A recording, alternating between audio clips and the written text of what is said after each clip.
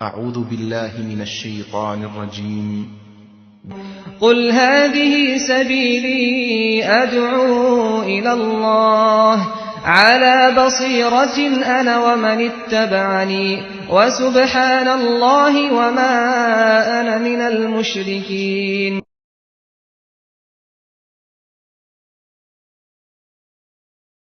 إن الحمد لله نحمده ونستعينه ونستغفره ونؤمن به ونتوكل عليه ونعوذ بالله من شرور أنفسنا ومن سيئات أعمالنا من يهده الله فلا مضل له ومن يضلل فلا هادي له وأشهد أن لا إله إلا الله وحده لا شريك له وأشهد أن سيدنا ونبينا محمدا عبده ورسوله.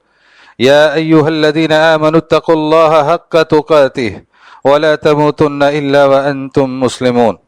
يا أيها الناس اتقوا ربكم الذي خلقكم من نفس واحدة وخلق منها زوجها وبث منهما رجالا كثيرا ونساء واتقوا الله الذي تساءلون به والأرحام إن الله كان عليكم رقيبا. يا أيها الذين آمنوا اتقوا الله وقولوا قولا سديدا يصلح لكم أعمالكم ويغفر لكم ذنوبكم ومن يطع الله ورسوله فقد فاز فوزا عظيما. أما بعد فإن خير الحديث كتاب الله وخير الهدي هدي محمد صلى الله عليه وسلم وشر الأمور محدثاتها وكل محدثة بدعة وكل بدعة ضلالة وكل ضلالة في النار. فأعوذ بالله السميع العليم من الشيطان الرجيم. بسم الله الرحمن الرحيم. إن الله لا يغير ما بقوم حتى يغيروا ما بأنفسهم. وقال تبارك وتعالى في موضع آخر ولله العزة ولرسوله وللمؤمنين. وقال تبارك وتعالى في موضع آخر وأنتم الأعلون إن كنتم مؤمنين. رب اشرح لي صدري ويسر لي أمري واحلل عقدة من لساني يفقه قولي. سبحانك لا علم لنا إلا ما علمتنا إنك أنت العليم الحكيم. محترم حضرات و خواتین، بزرگوں، نوجوانوں، میری اسلامی ماں اور بہنوں اور عزیز بچوں، ہر قسم کی حمد و ثنا، بڑائی اور بزرگی اس پروردگار کے لیے لائق اور سزاوار ہے جو بالکل اکیلا ہے، اپنی الوہیت کے اندر، اپنی ربوبیت کے اندر، اپنی اسماء اور صفات کے اندر بالکل اکیلا ہے. اس جیسا کوئی نہیں ہے.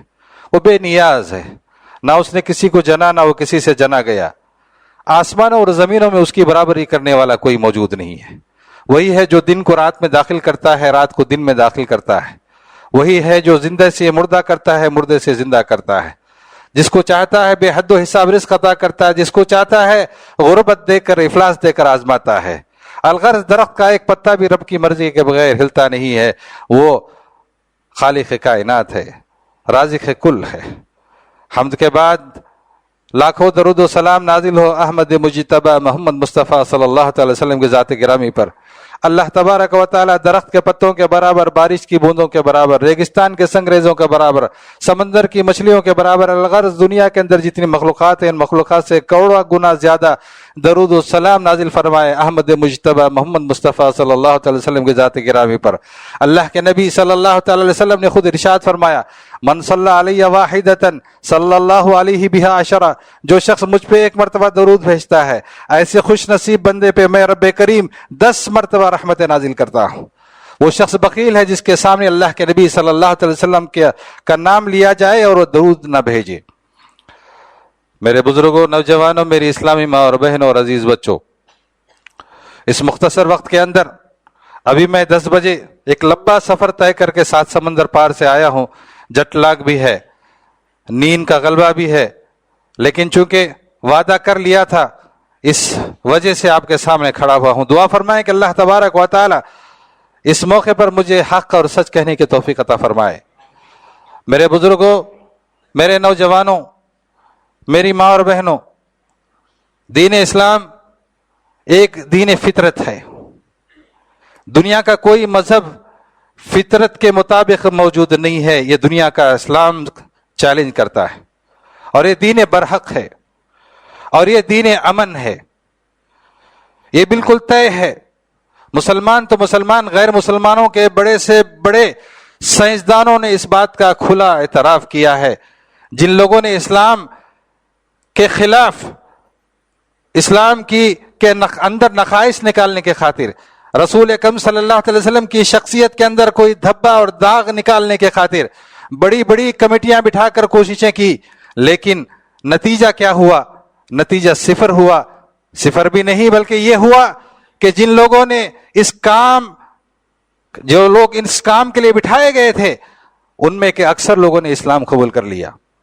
ایک ایسی صاف شہادت ہے، ایک نہیں سینکڑوں لوگوں کی مثالیں موجود ہیں.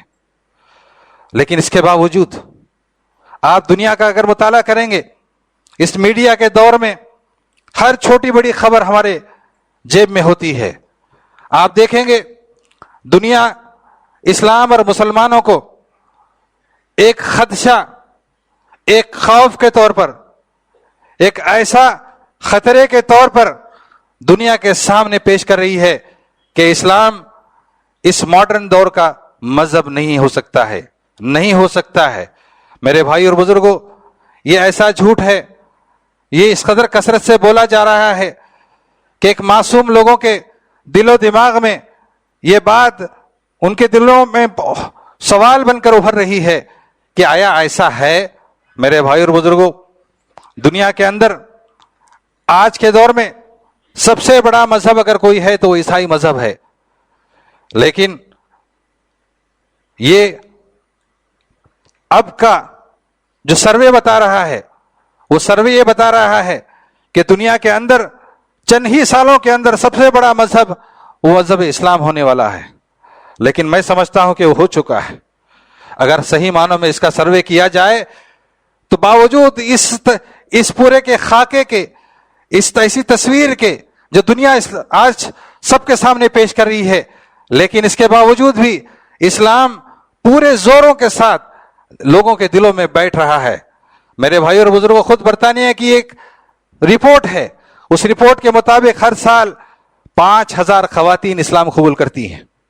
میرے بھائی اور بزرگوں، امریکہ کے اندر اس سے بھی زیادہ لوگ اسلام قبول کر رہے ہیں. یورپ، امریکہ اور اس ملک کے اندر بھی بے شمار لوگ ایسے ہیں جو نوجوان، جن کو کھوج ہے صحیح راستے کی، وہ لوگ اسلام قبول کر رہے ہیں. یہ صورتحال اس وقت ہے جب ہر طرف سے اسلام کا گلا دبانے کی کوشش کی جا رہی ہے، مسلمانوں کو دبانے کی کوشش کی جا رہی ہے، مسلمانوں کے اوپر ایک سے بڑھ کر ایک الزام لگانے کی کوشش کی جا رہی ہے. سب ایک طرف ہو چکے ہیں، لیکن درمیان میں کچھ ایسے لوگ ہیں جو ان کے دل میں سوال ابھر رہا ہے. یہ لوگ اس قدر کثرت میں موجود ہیں، لیکن ان کے خلاف جو یہ پروپگنڈا ہو رہا ہے، کیا یہ سچا پروپگنڈا ہے یا غلط پروپگنڈا ہے؟ اس مسئلے کو حل کرنے کی ذمہ داری ہم مسلمانوں کی ہے. میرے بھائی اور بزرگوں، آخر یہ کیوں ہو رہا ہے؟ آخر اتنی بڑی سچائی کو لوگ کیوں جھٹلانے کے لیے مجبور ہو رہے ہیں؟ کیوں ایسا ہو رہا ہے؟ کیوں ایسی تصویر اسلام کی پیش کی جا رہی ہے؟ آپ اگر غور کریں گے، گہرائی کے ساتھ مطالعہ کریں گے تو آپ کو اندازہ ہوگا پوری دنیا کو چند لوگوں نے اپنے مٹھی میں دبا کے رکھا ہوا ہے. گنے چنے چند لوگ پوری دنیا کو چلاتے ہیں. بعض لوگ برسر اقتدار ہیں اور بعض لوگ اقتدار میں نہیں ہیں، وہ پیچھے منظر کے پیچھے رہتے ہیں. یہ لوگ، ان کی زندگی، انہیں چاہیے پاور، انہیں چاہیے پیسہ، انہیں چاہیے وہ ساری چیزیں جو درست ہو، نہ درست ہو، لیکن وہ اپنی زندگی میں عیش کرنا چاہتے ہیں. وہ اس مقصد کو پانے کے خاطر دنیا کے سارے امن کو انہوں نے درہم بھرم کر کے رکھ دیا ہے. آپ اگر غور کر کے دیکھیں گے تو یہی طبقہ ہے. بعض لوگ ان میں سے برسر اقتدار ہیں، لیکن اکثر لوگ اقتدار پہ نہیں ہے، لیکن اپنے نمائندوں کو اقتدار پہ بھیجتے ہیں اور بھیج کر اپنی مرضی کے مطابق دنیا کو چلانے کی وہ کوشش کرتے ہیں. اس طبقے کے لیے سب سے بڑا خطرہ مذہب ہے. مذہب صرف اسلام ہی نہیں ہے، دوسرے سارے مذاہب بھی اس طبقے کا بڑا دشمن ہے. لیکن میرے بھائی اور بزرگوں، ان لوگوں کی چالیں ایسی ہیں جس کو مسلمانوں کو سمجھنے کی ضرورت ہے. وہ چال یہ ہے کہ وہ لوگ دوسرے مذاہب کو اسلام کے ساتھ پوری شدت کے ساتھ لڑانے کی کوشش کرتے ہیں، جبکہ آپ غور کر کے دیکھیں جو لوگ مذہبی تعلیم سے جڑے ہوئے ہیں، مذہبی رہنما ہیں، چاہے کسی بھی مذہب کے لوگ ہوں، وہ لوگ سب کے سب پریشان ہیں. مسلمان کیوں نہ ہو، بدھسٹ کیوں نہ ہو، ہندوازم کے رشی کیوں نہ ہو، اور یہودیت کے بڑے بڑے جو ہے کیا کہتے ہیں عالم کیوں نہ ہو، اور دیگر مذاہب کے لوگ بھی آپ دیکھیں بہت پریشان ہے اس طبقے سے. وہ طبقہ ان کو نہ مذہب کی پرواہ ہے، نام مذہب کا لیتا ہے، نام عیسائیت کا لیتا ہے، لیکن میرے بھائی اور بزرگوں حقیقت میں وہ ان کو مذہب سے کوئی تعلق نہیں ہے. آپ گہرائی کے ساتھ مطالعہ کریں، اس ملک کے اندر بھی آپ دیکھیں گے جو لوگ مذہبی لوگ ہیں وہ بہت پریشان ہیں، کیونکہ مذہب دنیا کے اندر چاہے کسی قسم کا بھی کوئی مذہب ہو، وہ کبھی ظلم کرنے کی تعلیم نہیں دیتا. وہ اپنی تعلیمات کو دوسروں کے سامنے پیش تو کرتا ہے، لیکن کسی کے ساتھ، کسی دوسرے مذہب کے ساتھ لڑائی جھگڑا فتنہ فساد کسی مذہب کے اندر ایسی تعلیمات نہیں ہیں. یہ وہ اقتدار والا طبقہ جو اپنی منمانی اور مرضی کے مطابق دنیا کو چلانا چاہتا ہے، اس طبقے نے سارے مذاہب کو ایسے موڑ پہ لا کے کھڑا کیا ہے کہ بظاہر ایسا لگتا ہے کہ ہم آپس میں جو ہے لڑ رہے ہیں، حقیقت میں یہ سچائی نہیں ہے. اس بات کو مسلمانوں کے مذہبی علماء کو بھی سمجھنے کی ضرورت ہے، اور عام مسلمانوں کو بھی سمجھنے کی ضرورت ہے. اس ملک میں بھی آپ دیکھیں گے کہ ایک مسلمان ایک ہندو کے ساتھ اس کا کوئی جھگڑا نہیں ہے. آپ اس ملک میں ہزاروں ایسے مذہبی پیشوا آپ کو ملیں گے جو اس طبقے سے تنگ ہے، اس طبقے سے تنگ ہے، اور وہ چاہتا ہے کہ مذہب سارے کے سارے مذہب کے لوگ مل جل کے رہیں، اپنی اپنی تعلیمات کو پیش کریں، جس کو جو اچھا لگا وہ قبول کرے. لیکن ایسا ہونے نہیں دیا جا رہا ہے. میرے بھائی اور بزرگوں اسی نقطے کو سمجھنے کی ضرورت ہے، اور یہ آج کا سب سے بڑا چیلنج ہے. اس چیلنج کو سمجھنے کی ہمیں ضرورت ہے. یہ ایک ایسا کھیل کھیلا جا رہا ہے. آپ دیکھیں دنیا کے اندر LGBT ہم جنس پرستی یہ اس قدر شور و زور سے کے ساتھ جو ہے دنیا میں پھیلا جا رہا ہے. وقفے سے کچھ ایسی باتیں منظر عام پہ لائی جاتی ہیں، اسکولوں کے اندر، نصاب کے اندر، حتیٰ کہ پارلیمنٹ کے اندر قوانین بنا کر اس کو لاگو کرنے کی کوشش ہوتی ہے، بلکہ لاگو کیا جا رہا ہے. میرے بھائی اور بزرگوں آپ دیکھیں کہ کوئی دنیا کا مذہب اس کو جائز قرار نہیں دیتا ہے، لیکن وہ لوگ بظاہر ہمیں ایسا لگتا ہے کہ مذہبی ہیں، اقتدار پہ ہیں، عیسائی لگتے ہیں یا دوسرے مذاہب کے لوگ لگتے ہیں، لیکن حقیقت میں وہ مذہب نہیں ہے. مذہب کو استعمال کر کے یا وہ ایسے کچھ لوگوں کو مذہب کا نام لینے والوں کو وہ خرید لیتے ہیں، جس کی بنیاد پر ان کے ذریعے سے ایسے فتوے جاری کراتے ہیں جس کی وجہ سے اسلام یا دوسرے مذاہب کی تعلیمات کو توڑ مڑوڑ کر دنیا کے سامنے پیش کیا جاتا ہے. آپ دیکھیں گے ابھی برطانیہ کے اندر ایک پادری نے یہ فتویٰ دیا، یہ ورڈکٹ دیا کہ ایک شخص ہم جنس پرست ہو سکتا ہے، مرد سے شادی کر کے، عورت سے شادی کر کے وہ عیسائی بھی رہ سکتی ہے، عیسائی مرد بھی رہ سکتا ہے، جبکہ عیسائی تعلیمات کے اندر اس کی سخت مخالفت کی گئی ہے. آپ دیکھیں اس ملک کے ہندو مذہب کے اندر ہم جنس پرستی کی سخت تردید کی گئی ہے، لیکن یہ قانون بنتا گیا. کیوں؟ وہ طبقہ ہے جس طبقے کی طرف میں نے آپ کو اشارہ کیا ہے، وہ طبقہ بالکل آزاد، مادر پدر آزاد، دنیا کو جیسے اپنے عیش کے لیے، اپنے جو ہے کیا کہتے ہیں اپنی مرضی کے مطابق زندگی گزارنے کے لیے ساری دنیا کو پریشان کر کے رکھا ہے.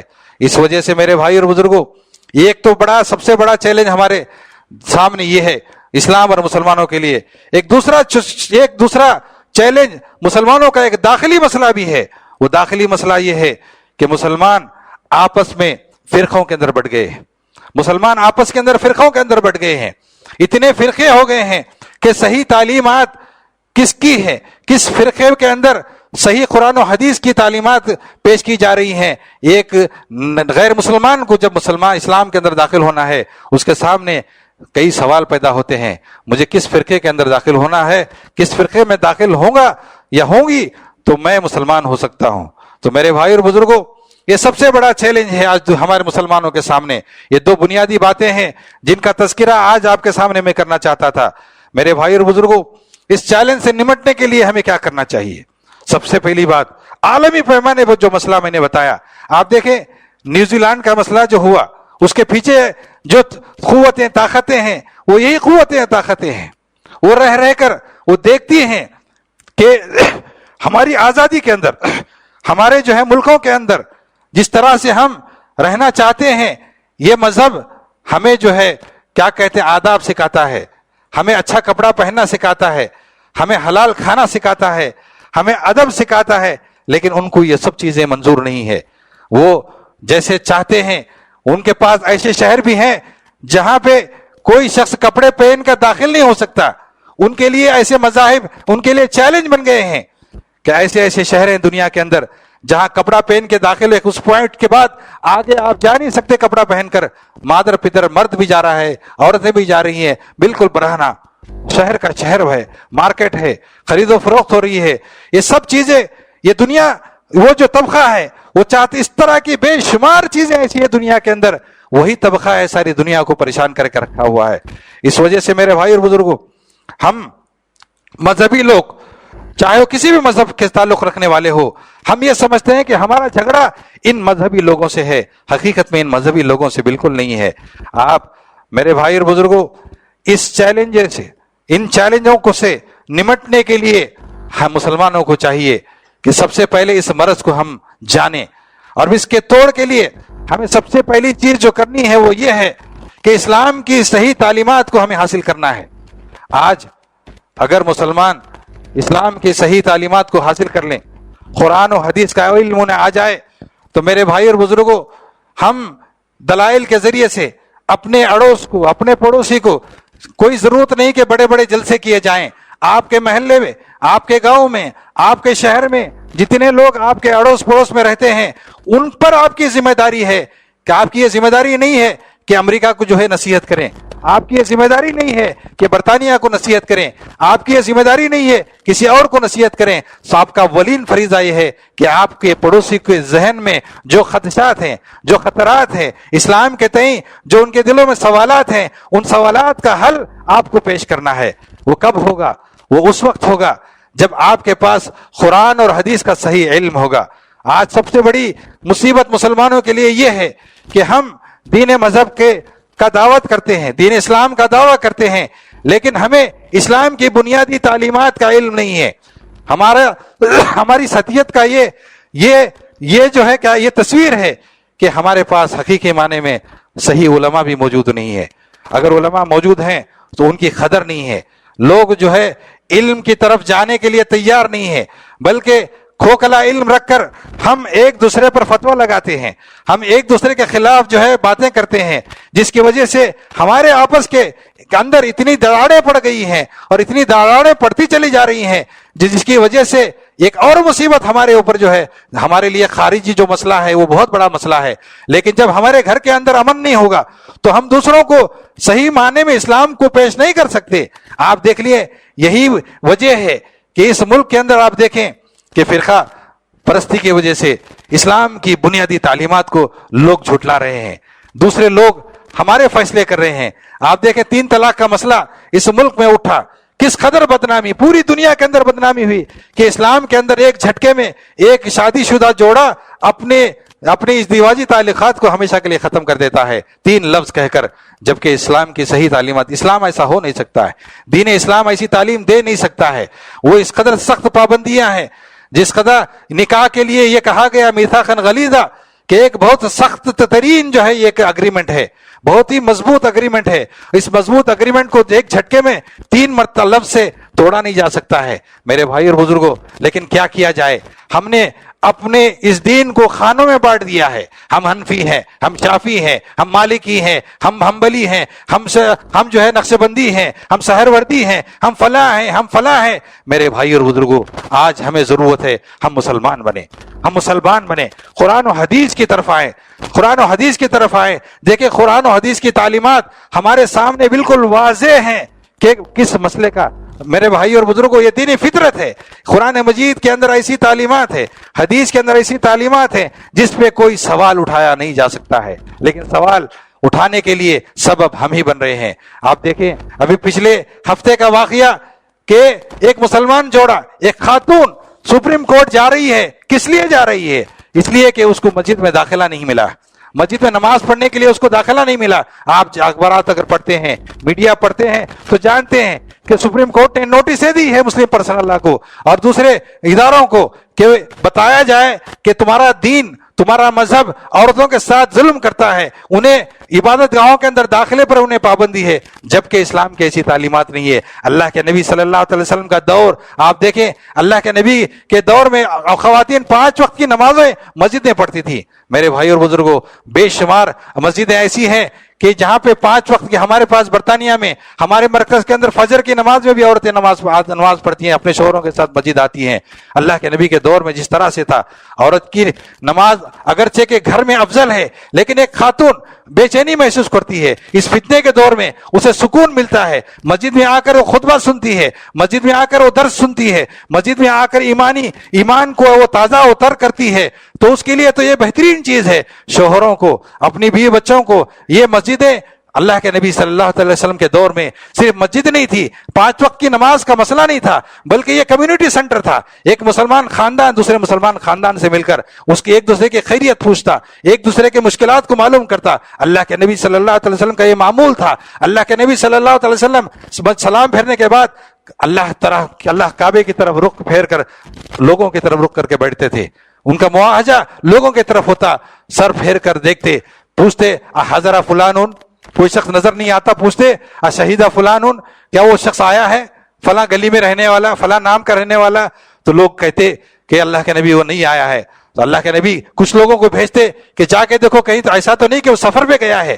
صحابہ جا کے دیکھتے, پتہ چلتا کہ سفر پہ گئے ہیں. اللہ کے نبی نصیحت کرتے صحابہ کرام کو کہ اپنی عورتوں کو بھیج کر اس گھر والے کی عورتوں کا خیال رکھو, تاکہ جو ہے اس کا مرد اس کے گھر میں نہیں ہے, عورتوں کو بھیج کر. اللہ کے نبی, یہ مسجد کا رول ہے, مسجد کا رول بہترین رول ہے. اس مسجد کے اندر ہم مسلمانوں کے ساتھ ساتھ جمعہ کے خطبوں کے اندر ہم میں سے کتنے لوگ ہیں, ہمارا پڑوسی بہترین ہے کہ جو ہے کیا کہتے ہیں پروفیسر ہے, ایک ٹیچر ہے, ایک انجینئر ہے, اس کو لے کے آئیں مسجد کے اندر, اس کو کرسی میں عزت کے ساتھ بٹھائیں, اس کو بتائیں کہ ہم مسجدوں کے اندر دہشت گردی کی تعلیم نہیں دیتے ہیں, مسجد میں ہم انسان بناتے ہیں, مسجد میں ادب سکھاتے ہیں, مسجد میں ہم ایک پڑوسی کے ساتھ کیسا رہنا ہے وہ رہنے کا طریقہ ہم سکھاتے ہیں, چاہے وہ مسلمان ہو یا غیر مسلمان ہو, چاہے دنیا کا کسی مذہب کا ماننے والا ہو, اس کا احترام, اس کی عزت, اس کا تحفہ قبول کرنا تمہارے لیے سنت ہے, تو اس کو تحفہ دینا تمہارے لیے سنت ہے. میرے بھائی اور بزرگوں,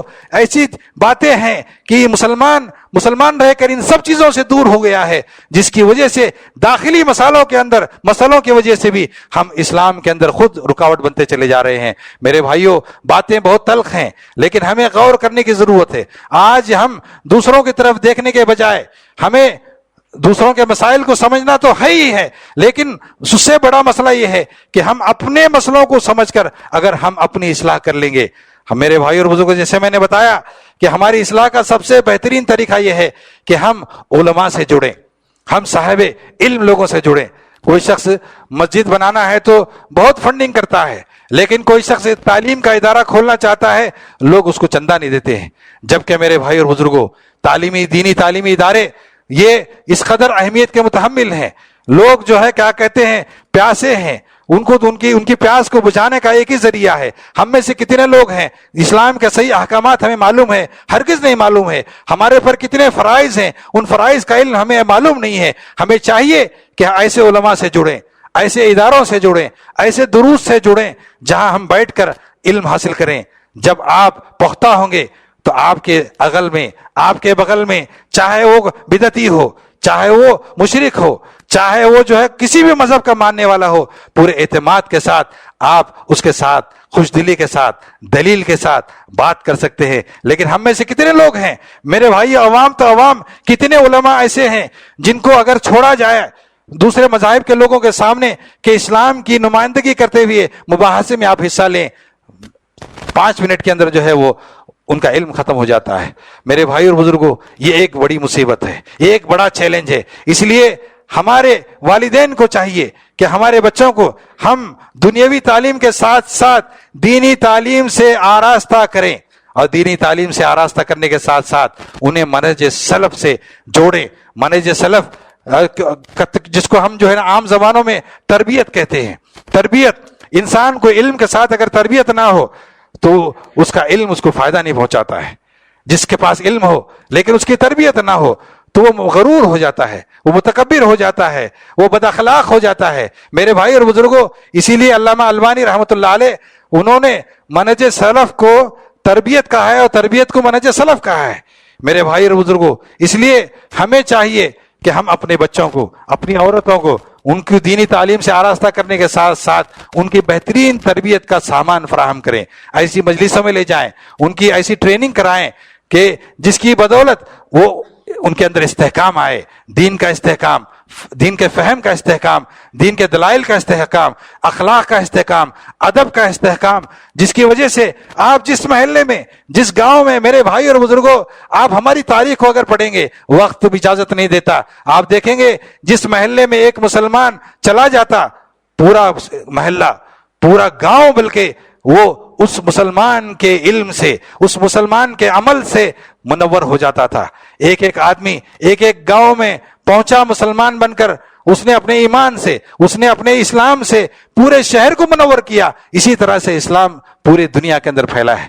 میرے بھائی اور بزرگوں، میں کہتا ہوں اللہ تعالیٰ نے فرمایا وَلِلَّهِ الْعِزَّةُ وَلِرَسُولِهِ وَلِلْمُؤْمِنِينَ۔ مایوس ہونے کی ضرورت نہیں ہے، حالات کیسے بھی ہو جائیں، کیسے بھی ہو جائیں، کیونکہ ایک مومن کا عقیدہ ہے لا عیش الا عیش الاخرہ، اللہم لا عیش الا عیش الاخرہ۔ اللہ کے نبی صلی اللہ علیہ وسلم کا یہ جملہ ہے۔ صحابہ کو فرماتے ہیں کہ یہ دنیا میں جتنی تکلیفیں ہیں، جتنی مشکلات ہیں، اس پہ زیادہ غمگین ہونے کی ضرورت نہیں ہے، دنیا کے اس ماحول سے آپ کو غمگین ہونے کی ضرورت نہیں ہے، کیونکہ یہ حقیقی زندگی نہیں ہے۔ حقیقی زندگی آخرت کی زندگی ہے، آخرت میں ہمیں کامیاب ہونا ہے۔ اس کے لیے میرے بھائی اور بزرگوں، باتیں بہت ہیں لیکن وقت ختم ہو گیا ہے، اس وجہ سے میں آپ سے گزارش کرتا ہوں کہ اس سناریوں میں، اس چیلنجوں کے اندر آپ کو ہمیں کرنے کا کام یہ ہے کہ ہم قرآن و حدیث کا بہترین علم حاصل کریں، اور ہم اپنے آپ کی تربیت کریں، اپنے بچوں کی دینی تربیت کریں، اپنے آپ کو علماء سے جوڑیں۔ دیکھیں آپ کا نور اڑوس پڑوس میں پھیل جائے گا، آپ کی گلی جو ہے منور ہو جائے گی، آپ کا محلہ منور ہو جائے گا، آپ کا شہر منور ہو جائے گا، آپ کا ملک منور ہو جائے گا، اور دنیا اسی طرح سے جو ہے اسلام سے مستفید ہوتے چلے جائے گی۔ اللہ تعالیٰ سے میں دعا کرتا ہوں کہ اللہ تبارک و تعالیٰ کہنے اور سننے سے زیادہ ہمیں عمل کرنے کو توفیق عطا فرمائے۔ اقول قولی ھذا واستغفر اللہ لی ولکم ولسائر المسلمین فاستغفروہ انہ هو الغفور الرحیم۔